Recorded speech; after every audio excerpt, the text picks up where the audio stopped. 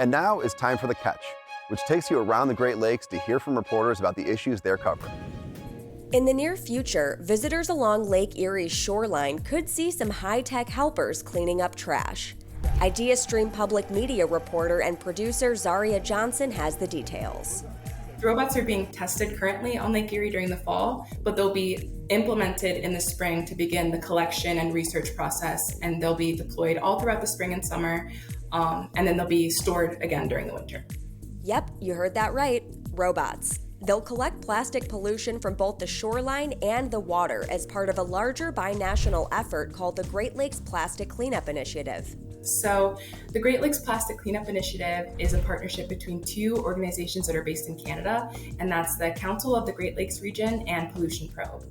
And so they're working together. They started in Canada to address the shorelines in Canada, but thanks to grant funding and a partnership with a few different metro parks here in Ohio, they were able to expand to Northeast Ohio and to elsewhere in the United States.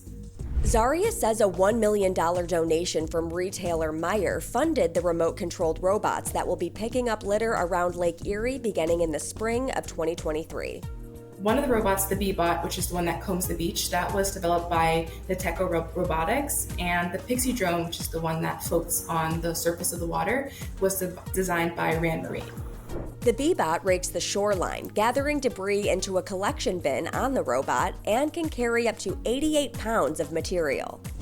Meanwhile, the Pixie drone pulls floating material from the water and collects it in the back of the machine. It has a camera to help avoid obstacles and a basket capable of holding up to about 42 gallons of water and 132 pounds of trash. The Rochester Institute found that there are about 22 million pounds of plastic flowing into all of the Great Lakes every year. The project is kind of hoping to narrow down what kind of plastic it is and where it's coming from. Aside from having robots collect trash, Zaria says that part of the Great Lakes Plastic Cleanup's goal is to educate the public about the scope of this issue.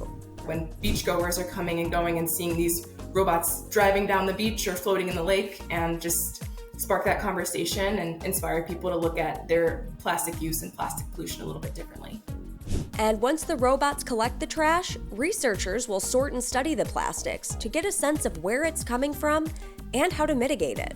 So the robots might collect cigarette butts, plastic bottles, but they also might collect wood, plants, things like that.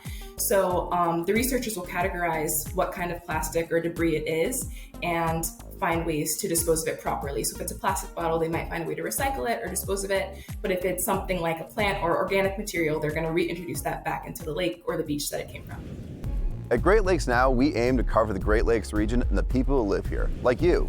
Please follow us on social media, subscribe to our YouTube channel, and sign up for our newsletter at greatlakesnow.org.